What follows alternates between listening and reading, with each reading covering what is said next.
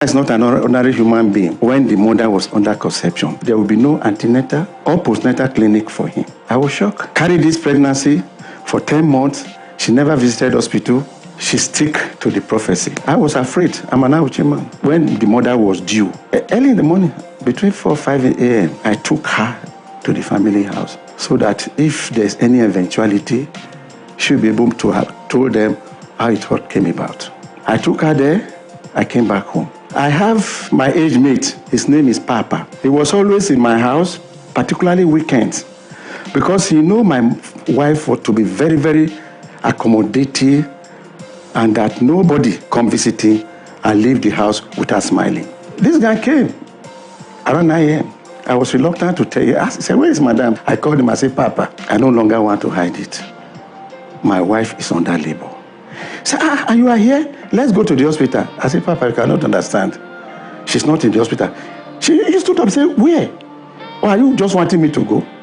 I said, my wife is under labor, but not in the hospital. But he forced me, said, let's go to see where she was going to give birth. We were standing under a coconut tree when a woman ran out of the room. I said, Oga, congratulations. Your wife has given birth to a baby boy. I was very happy. I was to zoom off. Papa held me by my trouser, my friend.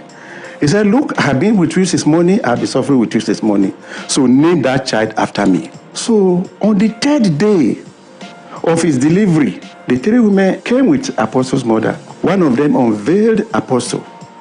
One said, the head is different from the senior one's head. My wife said, as you see that head, so it's full of books. Then one of the women said, a professor. His original name, even right from kindergarten, is Papa Imodu Sule. Right from kindergarten, this boy was, in fact, dusting everybody. Apostle, that people see that these days, that he hates victimization and is very, very outspoken. I was the first victim of his attack because when he was in primary 3, he wrote me a stinker. He just wrapped a paper, the title of that paper, letter to my father. He said, my father, because I was in the other side. He said, he want to draw my attention to one thing, that the line that belongs to Prophet Muhammad did not.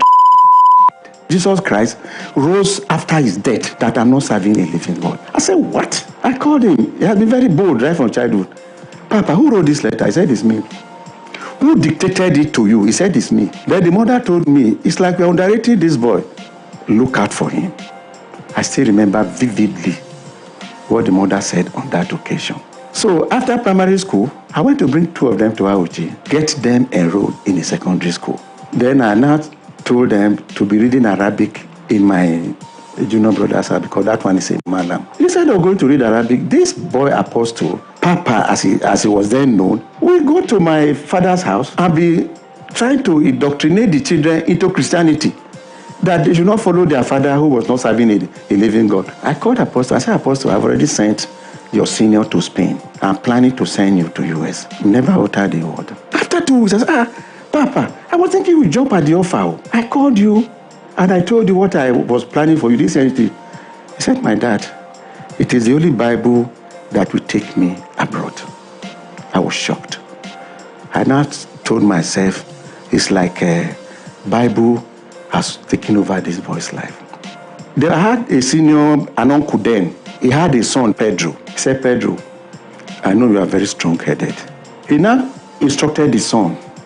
He said that Imodu Sule's son, that is trying to bring reproach to our family. Anytime you see him passing, he always passes late. Dispossess him of the Holy Bible so that he will not have anything to preach again. I was not aware that this arrangement was made by him. So between 11, 12, Apostle was coming from his usual evangelism. I wasn't there, but this boy told me, as he was about dispossessing Apostle of the Bible, that a heavy breeze, wind from nowhere, blew him off the ground. I now decided to give up because I was tired of trying to dissuade him from facing Christianity. Now, I'm happy over one thing. Everything about Apostle Suleman's life is designed by God. Apostle Suleman got married to Lizzie. That is a woman whom I always regard as a dependable ally. Because if Apostle Suleman was to marry a woman who was not compatible with him, I don't think things would have been like this today. Mama will always call me from time to time. Have you gone on checkup? At your age, you should not play with checkup. The apostle brought her to my house. They were talking of marriage. Because I'm somebody who want to say things the way they are. I told him, I said, young girl, you can't marry this young boy because of the life he's living. I said he's married to, or he's already married to Bible. Can you cope? She said, Uncle, I will try. Apostle has never in his life said no to me. Even if whatever I tell him did not go down well with him, Apostle has never said no to me. Apostle Suleman is somebody who's always cared about the welfare of the family. And I think this is because of the supportive role being played by the wife. Because other wives will tell their husband, let us face our lives, not their lives. Apostle Suleman is a man who is always seen to the welfare of the parents and the family. Even if he's in abroad, he always makes sure that the parents are okay.